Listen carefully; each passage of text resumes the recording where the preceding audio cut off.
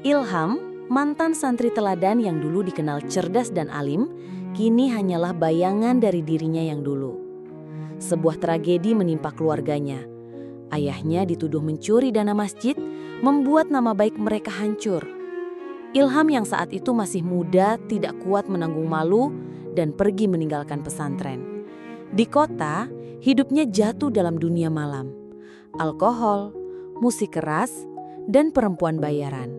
Namun, takdir mempertemukannya kembali dengan Aisyah, cinta masa kecilnya yang kini menjadi seorang ustazah muda. Pertemuan itu membangkitkan luka lama, sekaligus cinta yang pernah terpendam.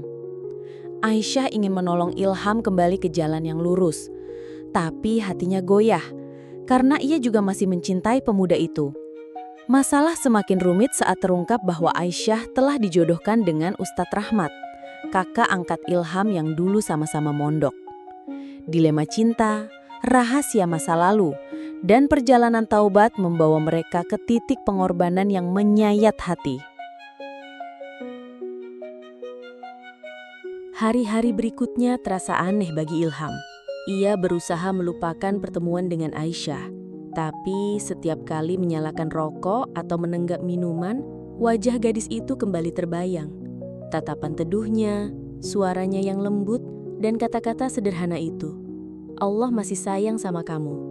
Ilham mencoba menepis. Itu cuma omong kosong ustazah, gumamnya pada diri sendiri. Tapi semakin keras ia mengusir bayangan itu, semakin sering pula muncul dalam mimpi dan lamunannya. Suatu sore, saat ia sedang duduk di kafe kecil yang sering jadi tempat nongkrong, Aisyah tiba-tiba datang. Bukan kebetulan, ia memang sengaja mencari Ilham setelah mendapat kabar dari pemilik warung kopi. "Ilham," panggilnya. Ilham terkejut, buru-buru mematikan rokok di asbak. "Aisyah, kamu ngapain kesini? Tempat kayak gini gak cocok buatmu." Aisyah tersenyum tenang. "Aku kesini bukan buat senang-senang, aku datang buat ketemu kamu." Ilham merengut. "Ngapain ketemu aku? Aku bukan siapa-siapa. Aku bukan Ilham yang dulu. Kalau kamu mau ceramah, mending di masjid sana. Aku gak butuh." Aisyah duduk di hadapannya. Tatapannya lembut tapi mantap. "Aku gak datang buat menghakimi.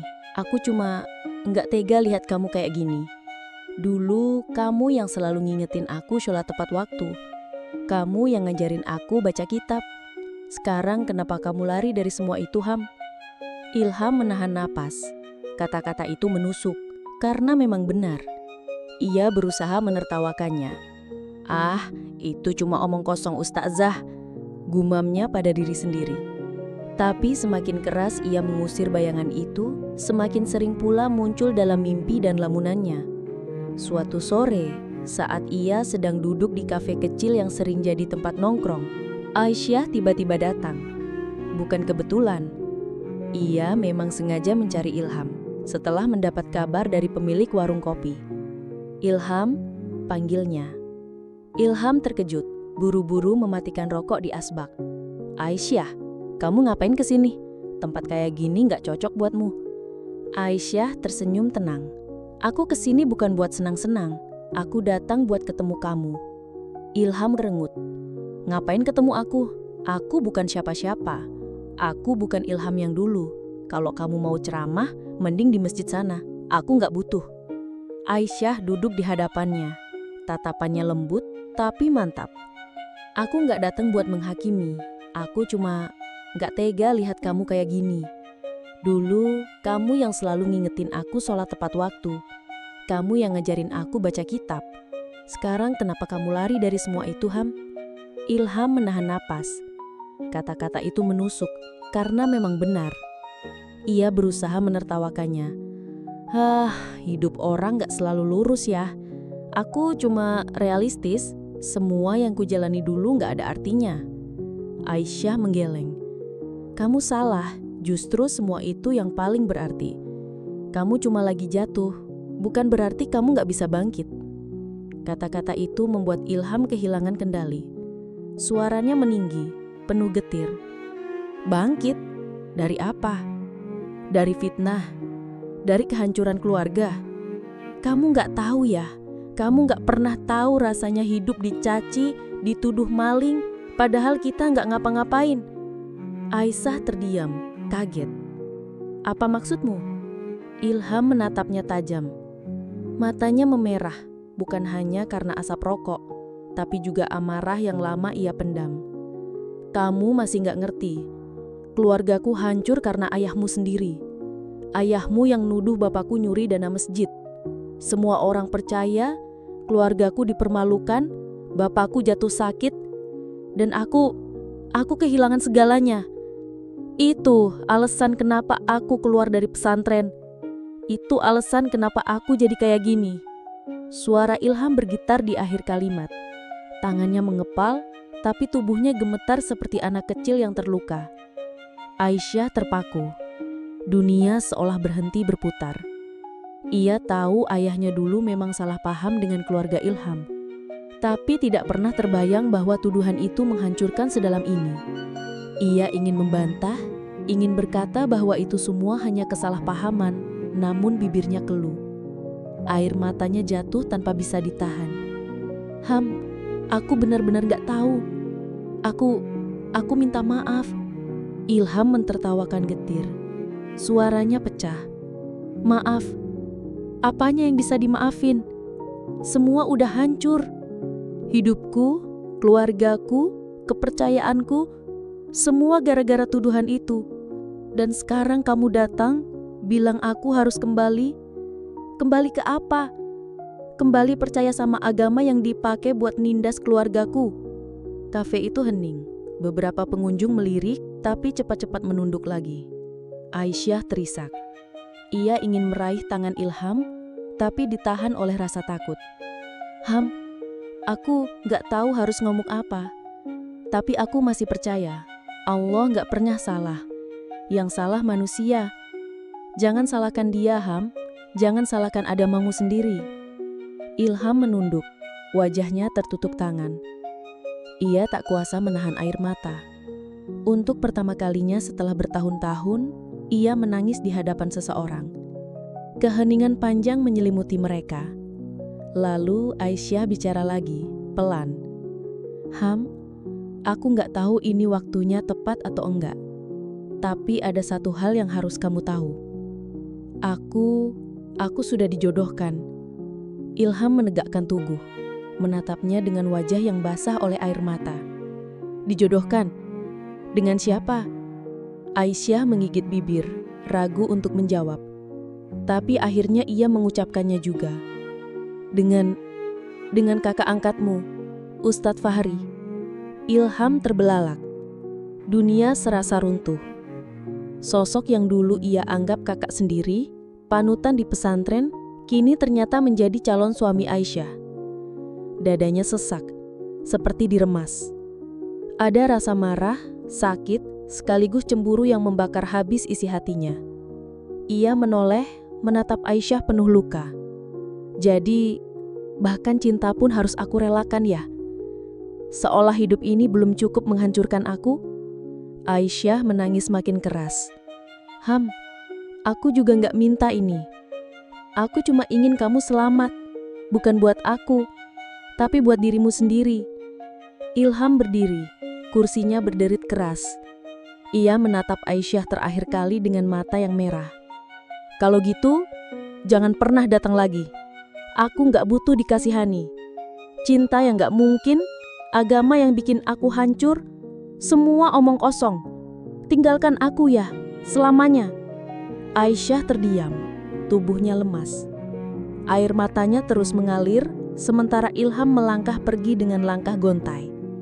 Di luar, malam kota menyambutnya dengan lampu-lampu terang. Tapi bagi Ilham, semua itu hanyalah gelap.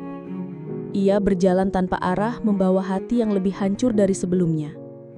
Dan Aisyah, yang ditinggal di meja kafe itu, hanya bisa menangis dalam doa. Hari-hari berikutnya terasa aneh bagi Ilham. Ia berusaha melupakan pertemuan dengan Aisyah, tapi setiap kali menyalakan rokok atau menenggak minuman, wajah gadis itu kembali terbayang. Tatapan teduhnya, suaranya yang lembut, dan kata-kata sederhana itu. Allah masih sayang sama kamu. Ilham mencoba menepis, Ah, itu cuma omong kosong ustazah, gumamnya pada diri sendiri. Tapi semakin keras ia mengusir bayangan itu, semakin sering pula muncul dalam mimpi dan lamunannya. Suatu sore, saat ia sedang duduk di kafe kecil yang sering jadi tempat nongkrong, Aisyah tiba-tiba datang. Bukan kebetulan, ia memang sengaja mencari Ilham setelah mendapat kabar dari pemilik warung kopi. "Ilham?" panggilnya. Ilham terkejut, buru-buru mematikan rokok di asbak. "Aisyah, kamu ngapain kesini? Tempat kayak gini gak cocok buatmu." Aisyah tersenyum tenang. "Aku kesini bukan buat senang-senang. Aku datang buat ketemu kamu." Ilham merengut. "Ngapain ketemu aku? Aku bukan siapa-siapa. Aku bukan Ilham yang dulu. Kalau kamu mau ceramah, mending di masjid sana. Aku gak butuh." Aisyah duduk di hadapannya. Tatapannya lembut tapi mantap. "Aku gak datang buat menghakimi. Aku cuma gak tega lihat kamu kayak gini. Dulu kamu yang selalu ngingetin aku sholat tepat waktu. Kamu yang ngajarin aku baca kitab. Sekarang kenapa kamu lari dari semua itu, Ham?" Ilham menahan napas. Kata-kata itu menusuk karena memang benar. Ia berusaha menertawakannya. "Hidup orang gak selalu lurus ya. Aku cuma realistis. Semua yang kujalani dulu gak ada artinya." Aisyah menggeleng. "Kamu salah. Justru semua itu yang paling berarti. Kamu cuma lagi jatuh, bukan berarti kamu gak bisa bangkit." Kata-kata itu membuat Ilham kehilangan kendali. Suaranya meninggi, penuh getir. "Bangkit dari apa? Dari fitnah? Dari kehancuran keluarga? Kamu gak tahu ya? Kamu gak pernah tahu rasanya hidup dicaci, dituduh maling, padahal kita gak ngapa-ngapain." Aisyah terdiam, kaget. "Apa maksudmu?" Ilham menatapnya tajam. Matanya memerah, bukan hanya karena asap rokok, tapi juga amarah yang lama ia pendam. "Kamu masih gak ngerti? Keluargaku hancur karena ayahmu sendiri. Ayahmu yang nuduh bapakku nyuri dana masjid. Semua orang percaya. Keluargaku dipermalukan, bapakku jatuh sakit, dan aku kehilangan segalanya. Itu alasan kenapa aku keluar dari pesantren. Itu alasan kenapa aku jadi kayak gini." Suara Ilham bergetar di akhir kalimat. Tangannya mengepal, tapi tubuhnya gemetar, seperti anak kecil yang terluka. Aisyah terpaku. Dunia seolah berhenti berputar. Ia tahu ayahnya dulu memang salah paham dengan keluarga Ilham, tapi tidak pernah terbayang bahwa tuduhan itu menghancurkan sedalam ini. Ia ingin membantah, ingin berkata bahwa itu semua hanya kesalahpahaman, namun bibirnya keluh. Air matanya jatuh tanpa bisa ditahan. "Ham, aku benar-benar gak tahu. Aku minta maaf." Ilham tertawa getir. Suaranya pecah. "Maaf? Apanya yang bisa dimaafin? Semua udah hancur. Hidupku, keluargaku, kepercayaanku, semua gara-gara tuduhan itu. Dan sekarang, kamu datang bilang aku harus kembali. Kembali ke apa? Kembali percaya sama agama yang dipakai buat nindas keluargaku?" Kafe itu hening. Beberapa pengunjung melirik, tapi cepat-cepat menunduk lagi. Aisyah terisak. Ia ingin meraih tangan Ilham, tapi ditahan oleh rasa takut. Aku gak tahu harus ngomong apa. Tapi aku masih percaya. Allah gak pernah salah. Yang salah manusia. Jangan salahkan dia, Ham. Jangan salahkan agamamu sendiri." Ilham menunduk, wajahnya tertutup tangan. Ia tak kuasa menahan air mata. Untuk pertama kalinya setelah bertahun-tahun ia menangis di hadapan seseorang. Keheningan panjang menyelimuti mereka. Lalu Aisyah bicara lagi, pelan. "Ham, aku gak tahu ini waktunya tepat atau enggak. Tapi ada satu hal yang harus kamu tahu. Aku sudah dijodohkan." Ilham menegakkan tubuh, menatapnya dengan wajah yang basah oleh air mata. "Dijodohkan? Dengan siapa?" Aisyah menggigit bibir, ragu untuk menjawab. Tapi akhirnya ia mengucapkannya juga. Dengan kakak angkatmu, Ustadz Fahri." Ilham terbelalak. Dunia serasa runtuh. Sosok yang dulu ia anggap kakak sendiri, panutan di pesantren, kini ternyata menjadi calon suami Aisyah. Dadanya sesak seperti diremas. Ada rasa marah, sakit, sekaligus cemburu yang membakar habis isi hatinya. Ia menoleh, menatap Aisyah penuh luka. Jadi, bahkan cinta pun harus aku relakan. Ya, seolah hidup ini belum cukup menghancurkan aku. Aisyah menangis makin keras. Aku juga gak minta ini. Aku cuma ingin kamu selamat. Bukan buat aku, tapi buat dirimu sendiri. Ilham berdiri, kursinya berderit keras. Ia menatap Aisyah terakhir kali dengan mata yang merah. Kalau gitu, jangan pernah datang lagi. Aku gak butuh dikasihani. Cinta yang gak mungkin, agama yang bikin aku hancur, semua omong kosong.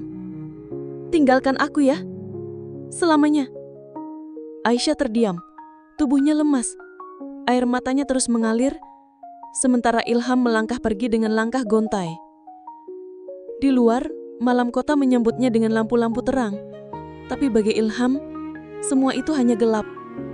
Ia berjalan tanpa arah, membawa hati yang lebih hancur dari sebelumnya. Dan Aisyah, yang ditinggal di meja kafe itu hanya bisa menangis dalam doa.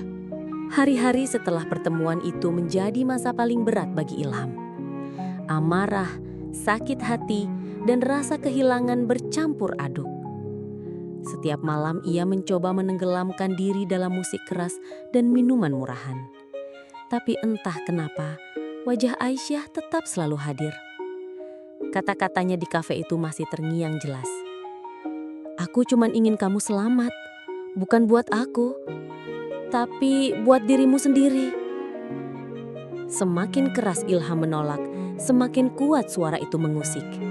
Hingga pada suatu malam, di kamar kosnya yang pengap, Ilham mendadak tersungkur. Bukan karena alkohol, melainkan karena rasa sesak di dadanya sendiri. Ia menutup wajah dengan kedua tangan, dan untuk pertama kalinya dalam bertahun-tahun, ia berdoa. Ya Allah, kalau Engkau masih sayang sama aku, tunjukkan jalan.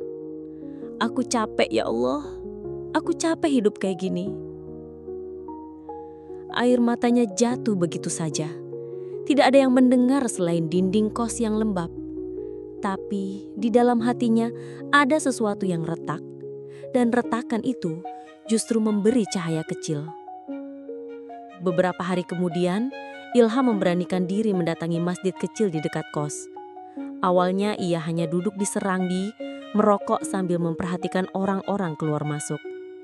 Tapi lama-lama, langkahnya terasa ringan untuk masuk. Membasuh wajah dengan air wudhu yang dingin dan menundukkan kepala di atas sajadah. Sholatnya masih terbata. Tangisnya tak tertahan. Namun di dalam sujud itu, ia merasa seperti pulang setelah sekian lama tersesat. Aisyah tahu perubahan itu. Ia sengaja tak pernah lagi mendekati Ilham secara langsung. Tapi ia mendengar kabar dari jamaah bahwa seorang pemuda yang dulunya nakal, kini sering terlihat sholat sendirian di sudut masjid. Hatinya lega, meski tetap perih karena tahu cinta mereka mustahil. Namun, takdir rupanya masih menyiapkan ujian terakhir. Malam itu, setelah pulang dari masjid, Ilham ditabrak motor saat menyeberang jalan. Tubuhnya terpental, darah mengalir dari pelipis dan dadanya. Warga segera membawa ke rumah sakit dan kabar itu cepat sampai ke telinga Aisyah. Ia berlari-lari kecil menuju ruang gawat darurat. Wajahnya pucat, napasnya tersengal-sengal. Saat melihat Ilham terbaring dengan selang oksigen dan darah di bajunya, Aisyah menjerit pelan. Ilham! Suaranya nyaris tak terdengar. Ilham membuka mata perlahan. Bibirnya kering.